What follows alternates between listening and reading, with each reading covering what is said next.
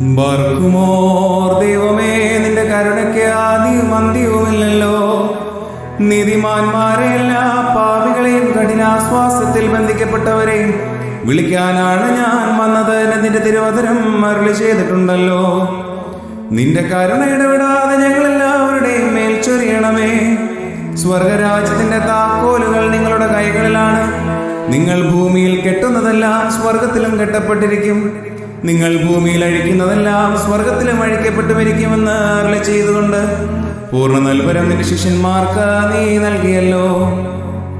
ഞാൻ നിന്നെ അറിയുകയില്ല എന്ന് നിന്നെ തള്ളിപ്പറഞ്ഞ ശേഷവും ശെമയോൻ കേപ്പായെ കൈക്കൊള്ളുകയും പ്രഥമ സ്ഥാനത്ത് നിയമിക്കുകയും ചെയ്തു. അഗ്രസ്ഥാനാഥനും ഭവനാധികാരിയുമായി അവനെ നീ നിയമിച്ചു. ചുങ്കക്കാരിൽ നിന്ന് ശ്ലീഹാസ്ഥാനത്തേക്ക് രൂപാന്തരപ്പെട്ട മത്തായി നീ കൈക്കൊണ്ടു. പീഡകസ്ഥാനത്ത് നിന്ന് പീഡിത സ്ഥാനത്തേക്ക് രൂപാന്തരപ്പെട്ട പൗലോസ് ശ്ലീഹായെ നിന്റെ സമീപത്തേക്ക് അടുപ്പിച്ചു.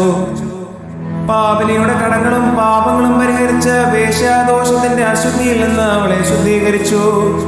ജീവിപ്പിക്കുന്ന എവൻഗേലിയോനിൽ അവളുടെ നാമം പ്രസംഗിക്കാൻ നീ ഇടയാക്കി.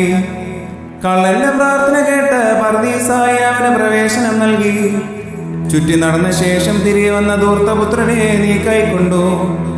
അങ്ങനെ ദൈവികമായ അനുതാപത്തിന് ഞങ്ങളെ ധൈര്യപ്പെടുത്തി. കാണാതെ പോയ ആടിനെ പിതാവിന്റെ ഭവനമായ തൊഴുത്തിലേക്ക് തോളിലേറ്റി തിരിച്ചു കൊണ്ടുവന്നു. മനുഷ്യ സ്നേഹമുള്ള കർത്താവേ, ഞങ്ങളുടെ ബലഹീനാവസ്ഥയിലേക്ക് ഇനിയും നീ ഇറങ്ങി വരണമേ. ഇപ്പോഴും എല്ലാ സമയത്തും തിരുമുൻപാകെ ഞങ്ങൾ സമർപ്പിക്കുന്ന അപേക്ഷകൾ സ്വീകരിക്കുകയും ഞങ്ങളോട് കരുണയായിരിക്കുകയും ചെയ്യണമേ. നീ കാരുണ്യവാനും ദയാലുവുമാകുന്നുവല്ലോ. ബർക്കുമോർ, നിന്റെ പിതാവിനോടും പരിശുദ്ധ റൂഹായോടും കൂടെ സ്തുതിയും ബഹുമാനവും ആധിപത്യവും നിനക്ക് യോഗ്യമാകുന്നു.